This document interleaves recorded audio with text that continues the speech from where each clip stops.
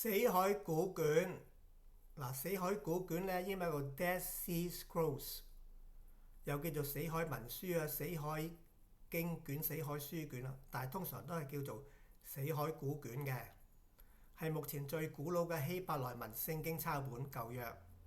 除咗以斯帖記之外咧，舊約傳書咧都喺死海古卷揾到啦。舊約傳書總共係39卷啦，你減咗以斯帖記，咪剩翻38卷咯。即係舊約38卷書都喺死海古卷揾到嘅。另外咧，仲有啲得到天主教承認，咁我哋係叫做旁經嘅，例如係以諾書啦、希年書啦、多比書啦、西拉智慧書啦、詩篇152至155篇。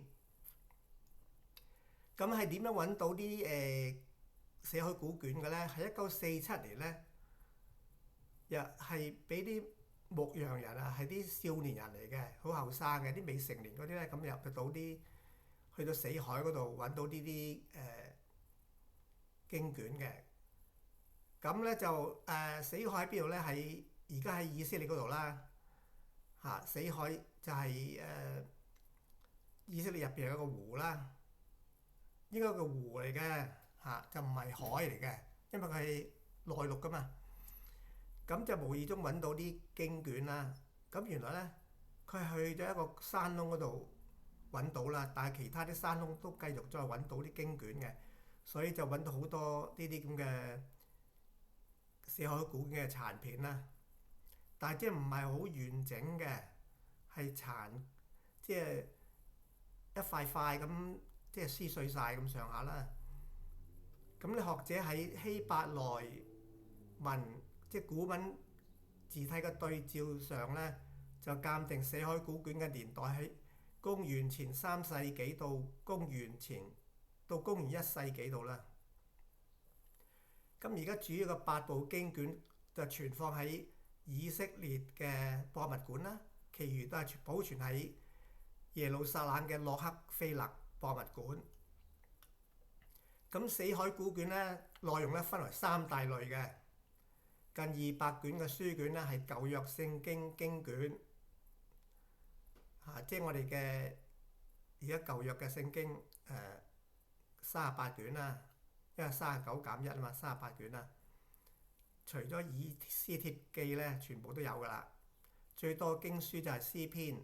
申命記同埋以賽亞書。古卷咧包括咗好多嘅聖經嘅注釋啦、聖經評論啦、解經書啦、次經和偽經。第3類咧非聖經文獻，關於世界末日嘅預言書啦，以及上帝毀滅邪惡勢力、彌賽亞再來時嘅注述。咁咧，究竟呢啲死海古卷係真係假咧？佢係用個碳14嘅方法嚟驗證嘅。咁咧，測試個結果咧就係大約係公元33年到啦，誤差咧係200年，即係加或者減200年嘅。咁死海古卷出土之後咧，舊約聖經係咪要改寫咧？嗱，死海古卷同埋咧1000年之後寫嘅馬所拉文本啊，嗱，呢個馬所拉文本即係而家猶太人讀嗰本聖經啊，佢讀舊約聖經，佢叫做馬所拉文本。對照咧，發現咧經文咧大致內容大致相同啦。換句話說，呢個塔納克即係啲舊約嘅聖經，舊約嘅猶太人嘅聖經咧，經過10個世紀人手反覆抄寫之後咧，疏忽錯誤唔係太多，平息咗學術上對馬所拉文本嘅真確度嘅質疑。喺死海古卷發現之前咧，舊約學者咧經常依賴公元前2世紀成書嘅希臘文嘅70士譯本，同埋10世紀嘅希伯來文馬所拉文本，但遇上兩者內容有出入嘅時咧，一般假設咧馬所拉文本較準確，但係死海古卷出土之後咧，發現有部分嘅經文呢，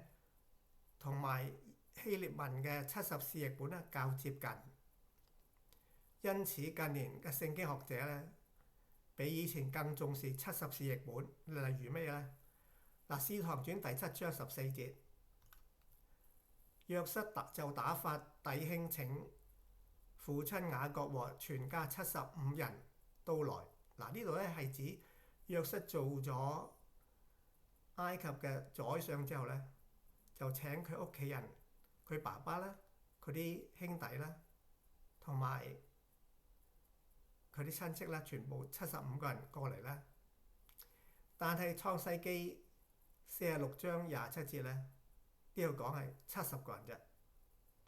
呢度相差係5嘅，咁邊個先係啱咧？咁咧佢哋話喺未發現死海古卷之前咧，一般人認為70士譯本錯咗，但係喺第4月發現嘅死海古卷嘅2份原文抄本咧，卻都是説75人。由於死海古卷較早啦，而且貼近70士譯本翻譯成冊嘅時間，因此可以肯定70士譯本係對嘅，反而係馬所拉文本抄錯咗。即係話咧，75係啱嘅，總共75，而70